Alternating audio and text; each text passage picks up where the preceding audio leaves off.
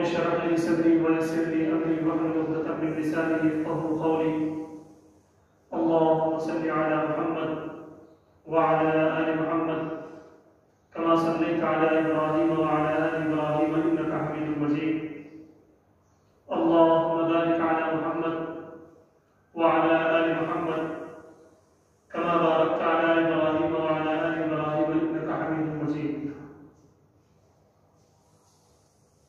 میرے محترم بزرگوں اور نوجوان دوستوں، آج کے خطبے میں انشاءاللہ قربانی کے مکمل مسائل بتائے جائیں گے. آج کوئی واعظ اور تقریر نہیں ہوگی، بلکہ قربانی کے جو اہم مسائل ہیں 15 سے 20 منٹ میں جتنے ممکن ہو سکے ان تمام کو گھیرنے کی کوشش کی جائے گی. میں توجہ چاہوں گا کہ مضمون خشک ہے، من نہیں کرے گا سننے کے لیے. کوئی قصہ، کوئی کہانی، کوئی ٹویسٹ والی بات نہیں ہوگی، لیکن یہ مسائل ہیں، ان مسائل کا جاننا ہمارے لیے بہت ضروری ہے. بعض مسائل اتنے باریک ہوتے ہیں کہ ان کو نہ جاننے کی وجہ سے ہماری عبادتیں بیکار ہو جاتی ہیں.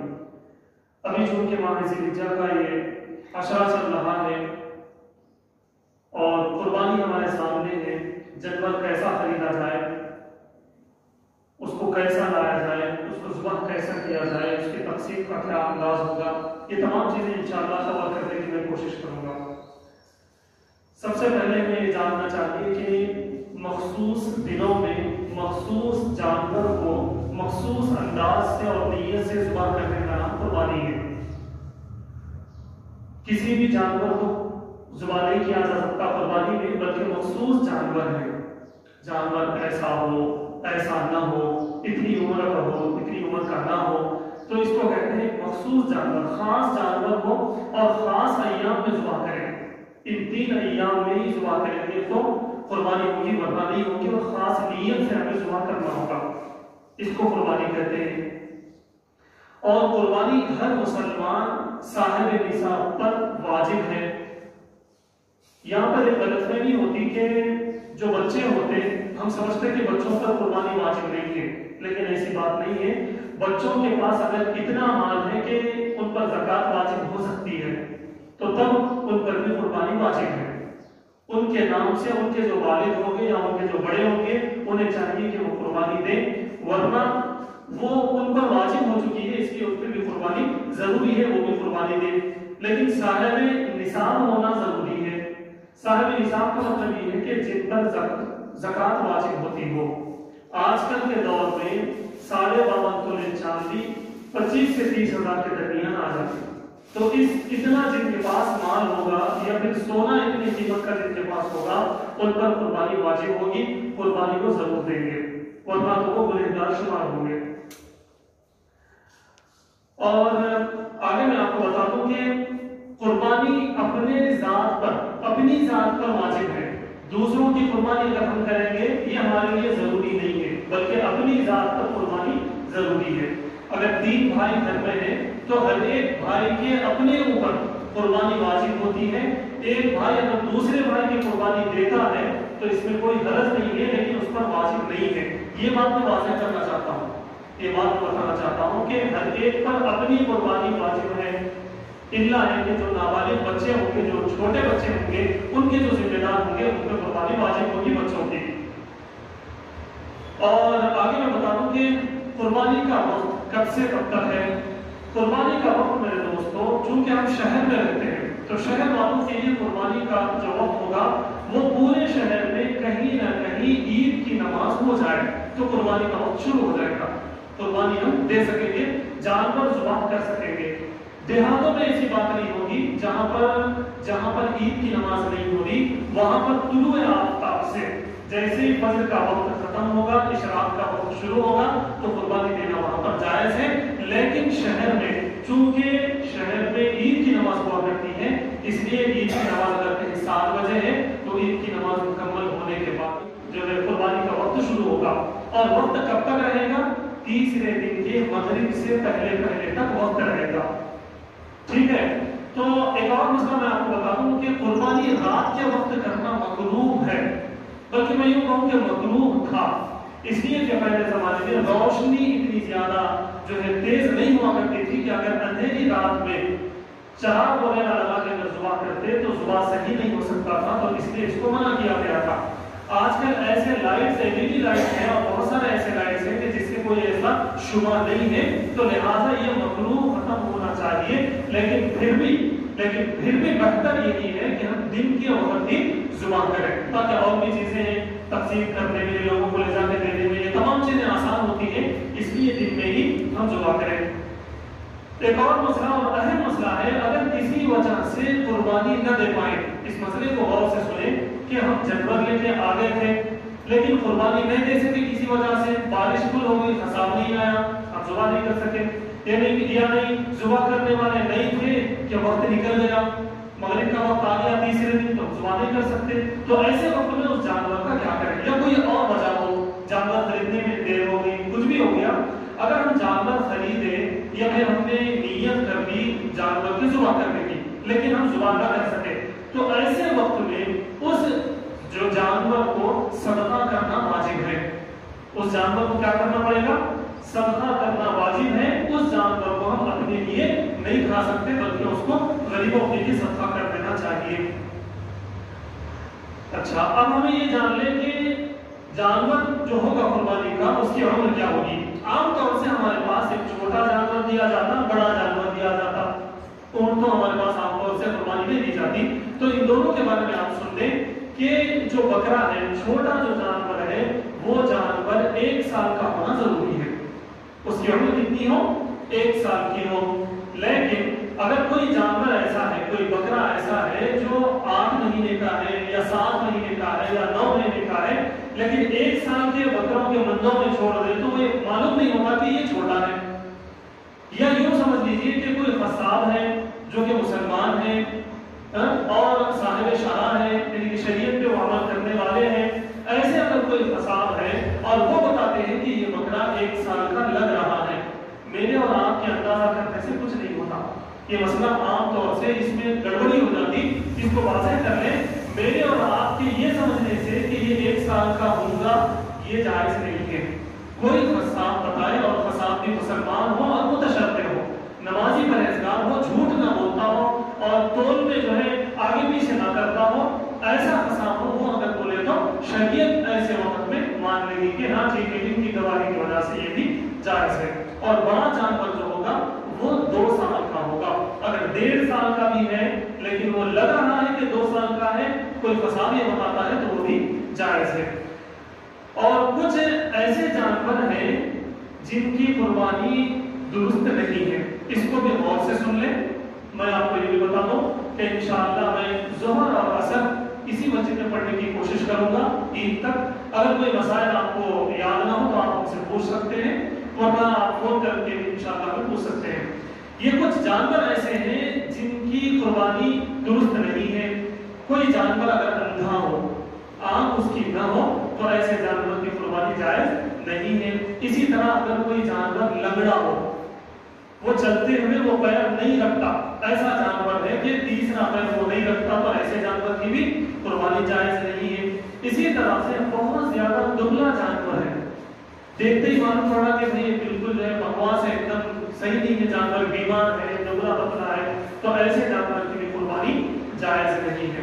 इसी तरह से 1/3 से ज्यादा कान या दुम कटा हुआ हो या सींग कटी हुई हो, 1/3, एक में से 3 हिस्से जब करेंगे तो 1/3, 1/3 अगर कान कटा हुआ है, कान के 3 हिस्से कर दें तो एक हिस्सा उसका चला गया, इतना ज्यादा। बाज जानवरों क्या होता है, छोटा सा टिक्का रहता, तो वो जायज है।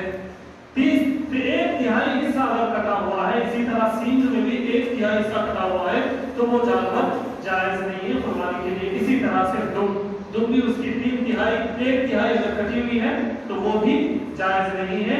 बल्कि मैं ये मशवरा दूंगा कि ऐसा जानवर हम कुर्बानी के लिए लें जो खूबसूरत हो, जो अच्छा भी दिखता हो, जो सेहतमंद भी हो, जिसको देखकर हमें दिल से मोहब्बत उसे हो जाए और उसे रुजवा करे। इसमें ट्विस्ट है, इसमें मजा है, ये कुर्बानी मुझसे मखलूक है। वो जानवर जिनके सींग जड़ से कटे हुए हो, جڑ سے کاٹ دیے گئے تو اس کی بھی جائز نہیں ہے. ہاں اگر کسی کے آئے ہی نہیں, کوئی ایسا بھی جانور ہوتا جس کے سینگ آئے ہی نہیں, تو ایسا جانور ذبح کرنا جائز ہے. لیکن میں ایک بات آپ کو بتا دوں کہ جس جانور کے سینگ ہوں گے وہی خوبصورت دکھے گا, تو اسی کو ہم ترجیح دیں تو زیادہ بہتر ہوگا. اور اسی طرح دانت اگر اس کے زیادہ نہیں ہے, اگر اس کے دانت جیسے مان لیجیے کہ 12 دانت رہتے ہیں, 12 میں سے زیادہ دانت نہیں ہے تو بھی وہ جائز نہیں ہے. اگر 1-2 دانت ٹوٹے ہوئے ہیں, 3 دانت ٹوٹے ہوئے ہیں تو جائز ہے, لیکن زیادہ دانت ٹوٹے ہوئے ہیں یعنی کہ اس کو چارہ کھانے میں پرابلم ہوتا ہو تو ایسے جانور کی بھی جو ہے قربانی جائز نہیں ہے. یہ ہو گئے وہ تمام چیزیں جن جانوروں کی قربانی جائز نہیں ہے. اچھا, جب ہم جانور کو ذبح کریں گے تو سب سے بہتر یہ ہے کہ جس کے نام کی قربانی ہے وہ ذبح کرے. یہ مستحب اور بہتر ہے, کوئی واجب اور ضروری نہیں ہے. یا کم سے کم جن کا جانور ذبح ہو رہا ہو وہ سامنے ہو. عام طور سے لیڈیز کا بھی جو ہے جانور رہتا تو اس وقت میں ان کو بلائیں پردے کے ساتھ یا پھر وہ کھڑکی میں سے اسے دیکھتے رہیں تاکہ یہ اندازہ ہو کہ حضرت ابراہیم علیہ السلام نے اپنے بیٹے کو ذبح کیا تو ان کو کتنی تکلیف ہوئی ہوگی. بعض وقت ہوتا ہمارے مائیں اور بہنیں ایسی ہوتی کہ بھائی نہیں ہم کو چکر آ جاتی, دیکھنا دیکھنے ہوتا. یہ غلط بات ہے. ان کو موٹیویٹ کریں, ان کو یہ بات بتائیں کہ حضرت ابراہیم علیہ السلام نے اپنے لڑکے کو ذبح کیا ہے اپنے ہاتھ سے, آپ کو دیکھنے کیا جانا, آپ دیکھیے جو تکلیف ہو رہی ہے اس کو برداشت کیجیے, یہی اللہ کو مطلوب ہے. ہمیں بکرے سے محبت ہو, ایک جان سے محبت ہو, لیکن پھر بھی ہم اسے ذبح کریں اللہ کے لیے, یہی اس کے اندر چاہا جا رہا ہے.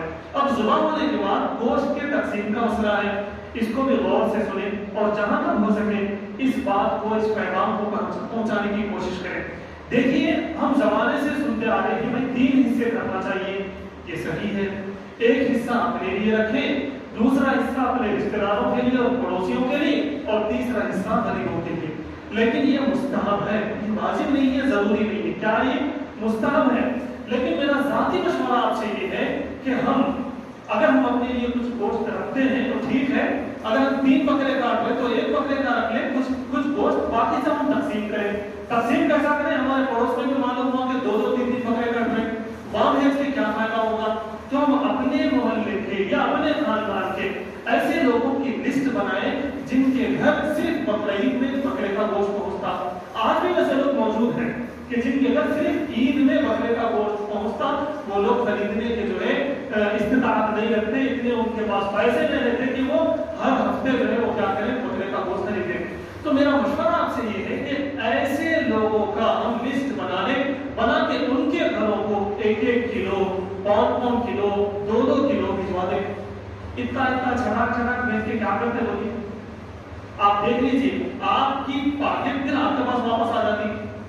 کئی کو بھائی ایسی جگہ ہم جو ہے گوشت بھیجیں جن کے گھر گوشت نہیں ملتا, بلکہ سب سے پہلے ہم اپنے گھر میں نہ رکھیں بلکہ ایسے گھر کو بھیج دیں جو دوپہر میں بنا سکیں, دوپہر میں بنا کے وہ عید کے دن کھا سکیں. بھائی بقرعید میں بھی بعض لوگ چکن کی دکان پہ کھڑے ہوئے رہتے ہیں اور بکرے کا گوشت نہیں خرید سکتے, چکن خرید کے وہ اپنی عید کرتے ہیں. تو ایسے لوگوں کو ہم 1 کلو, 1.5 کلو, 2 کلو جتنا ہم سے ہو سکا وہ ہم بھیج دیں. لسٹ کے حساب سے ہم تقسیم کریں.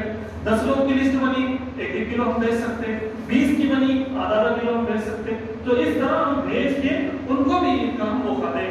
یہاں مسئلہ چمڑے کا, کھال کا, کھال کیا کریں؟ میں تو آپ کو صاف طور پہ یہ مشورہ دوں گا, یہ جو مدارس ہیں اور جو غریب لوگ آپ کے گھر میں آ کے چمڑا لے کے جاتے ہوں گے زمانے سے, یا پھر مدرسے والے لے کے جاتے ہوں گے, ان کو 30-40 روپے سے زیادہ اس چمڑے کے نہیں مل رہے. اس لیے آپ اپنی طرف سے بغیر کسی زبردستی کے آپ جو ہے اگر بکرا آپ جو ہے 10,000 کا لائے تو آپ سمجھیے کہ بکرا 11,000 کا ہے اور 1,000 روپے اس کو دے دیجیے, تاکہ وہ جو غریب آپ کے پاس ہمیشہ آ کے چمڑا لے کے جاتے یا وہ مدرسہ جو آپ کے پاس آ کے چمڑا لے کے جاتا ان کو باضابطہ اس کا فائدہ ہو. 1000 نہ صحیح کم سے کم 500 تو ضرور رکھ لیں.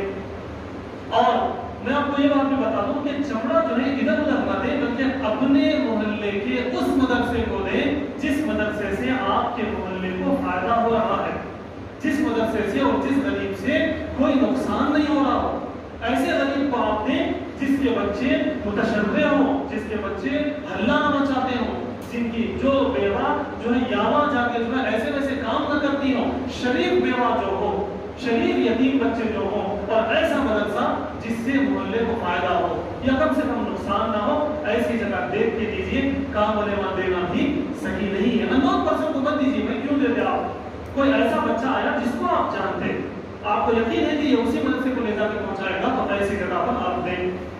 آگے بات یہ ہے کہ قربانی کا جو جانور خریدیں وہ حلال مال سے خریدیں. مجھے امید ہے کہ ہم سب حلال مال ہی کماتے ہیں. دھیان رکھیں حلال مال سے ہم کیا کریں؟ جانور خریدیں. کسی بھی طرح کا شبہ کا اگر مال ہے تو اس سے ہم جانور نہ خریدیں. اور رضائے الہی کے لیے ہم قربانی کریں. قربانی کرتے وقت ہمارے سنگا اتنے بڑے ہیں بکرے کے، ہمارا بکرا اتنا بڑا ہے، واٹس ایپ کر رہے ہیں، فیس بک کر رہے ہیں، انسٹاگرام کر رہے ہیں، کیا کیا چیز کر رہے ہیں، اس کی گنجائش نہیں ہے، اس کی ضرورت نہیں ہے. اللہ کے لیے قربانی دیں، ورنہ ہمارے 15-20 ہزار جو بھی خرچ کر دیں وہ پورے ہمارے بیکار ہو جائیں گے. اور جانور کو لاتے ہوئے اور اس کو رکھتے ہوئے اور اس کو ذبح کرتے ہوئے ان تمام چیزوں میں ہم بہت ساری چیزوں کا ہمیں خیال رکھنا ہوگا. سب سے پہلی چیز یہ کہ ہم جب جانور کو لائیں تو سلیقے سے لائیں، اس کو تکلیف نہ دیں. آپ دیکھیے کیسا پکڑ پکڑ کے لے جاتے رہتے گھسا گھسا کے. یہ غلط بات ہے. جب اس کو جانور کو قربانی کے لیے خریدے تو وہ محترم جانور ہے.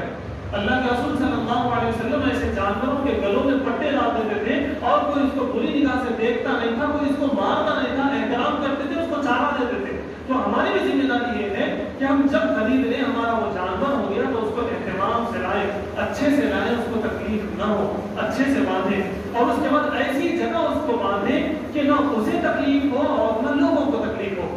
عید ہم کر رہے ہیں اور تکلیف پورے گلی والوں کو ہو رہی، یہ غلط بات ہے. ایسی جگہ باندھیں جس سے نہ جانور کو تکلیف ہو اور نہ کسی اور کو تکلیف ہو، نہ راستے میں ہم باندھیں. اس کا ہم خیال کریں. ایک اور بات ہم ذہن میں رکھیں کہ جانور کی ہم خدمت کریں، اس کو پانی پلائیں، اس کو چارہ ڈالیں. وہ اگر کچھ ریاضت کرتا ہے تو اس کو صاف کریں. اللہ کو اتنا پسند آئے گی یا اللہ کو اتنا پسند آئے گی میرے دوستوں کہ ہمارے نئے ہونے والے کام ہو جائیں گے انشاءاللہ. اس کو صاف ستھرا رکھیں، اس کو کھلائیں پلائیں، بار بار اس کے پاس جائیں، اس پر ہاتھ پھیلائیں، بچوں کا ہاتھ پھیلائیں، بچوں کو اس کو دیکھنے دیں، اس سے کھیلنے دیں، اس کو خوش رکھیں. یہ بھی ہمارے لیے بہت ضروری ہے. یعنی یہ بتانا یہ چاہتا ہوں کہ اس سے ہمیں محبت ہونے لگے، ہمارے بچوں کو بھی اس سے محبت ہونے لگے، پھر ہم اسے ذبح کریں. یہ اصل قربانی ہے. اہم مسئلہ ہے اور آخری ہے، اس کے بعد بات ختم ہوگی. دیکھیے ہم نے جانور خریدا، خریدنے کے بعد وہ عیبدار ہو گیا. جیسا کہ ابھی بتایا گیا کہ کان زیادہ کٹا ہوا نہ ہو، آنکھ ٹوٹی ہوئی نہ ہو، دانت اس کے سارے ہوں، لیکن ہم نے خرید لیا. خریدنے کے بعد کیا ہو گیا؟ اس کے اندر ایک ڈیزیز آ گیا کہ اب قربانی اس کی نہیں ہوتی، صحیح نہیں ہوتی. تو ایسے وقت میں دو چیزیں ہیں ذہن میں رکھیں. ایک چیز یہ کہ اگر مالدار آدمی ہے تو اس جانور کو صدقہ کر دے، دوسرا جانور لے کے وہ ذبح کرے، اس کے لیے ضروری ہے.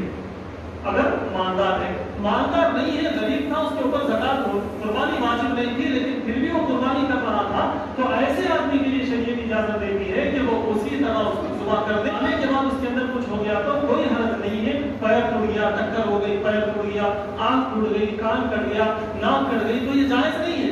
لیکن اگر کوئی ایسا آدمی ہے جو خرید کے لایا صحیح ثابت، غریب آدمی، اس کے بعد کچھ ہو گیا تو وقت ہونے پر نماز کے بعد اسی کو ذبح کر دے، انشاءاللہ اللہ رب العزت اس کو پورا ثواب دیں گے. لیکن مالدار ہے تو اس جانور کو صدقہ کر دے، دوسرا جانور خریدے. یہ ایک مسئلہ ہو گیا. اسی میں دوسرا مسئلہ یہ ہے کہ بالکل ذبح کرنے کے واسطے لائے، جب کام کر گیا، ذبح کرنے کے واسطے جانور کو گرا رہے تھے، آنکھ میں چاقو لگ گئی، آنکھ ٹوٹ گئی، تب کیا کریں؟ تو ایسے وقت میں چاہے مالدار ہو چاہے غریب ہو، دونوں کے لیے بھی اجازت ہے کہ اسی جانور کو ذبح کر دے، دوسرا جانور لینے کی ضرورت نہیں ہے. اگر ذبح کرتے وقت کچھ ہو گیا تو میں امید کرتا ہوں کہ آپ حضرات کو یہ تمام مسائل سمجھ میں آئے ہوں گے، اور میں آپ سے گزارش کرتا ہوں کہ ان مسائل کو آپ خوب ذہن میں رکھیں اور اپنے دوست احباب کو بھی بتائیں. اگر آپ کو بھی کوئی چیز سمجھ میں نہیں آتی، جیسا کہ میں نے دوران بیان بتایا ہے کہ میں انشاءاللہ ظہر اور عصر کسی مسجد میں پڑھنے کی کوشش کروں گا، آپ لوگ مجھ سے پوچھ سکتے ہیں. اس کے علاوہ واٹس ایپ، فیس بک، انسٹاگرام، یوٹیوب، یہاں پر بھی میں آپ کو اویلیبل ہوں، وہاں پر بھی آپ مجھ سے پوچھ سکتے ہیں. اللہ تعالیٰ سے دعا ہے کہ اللہ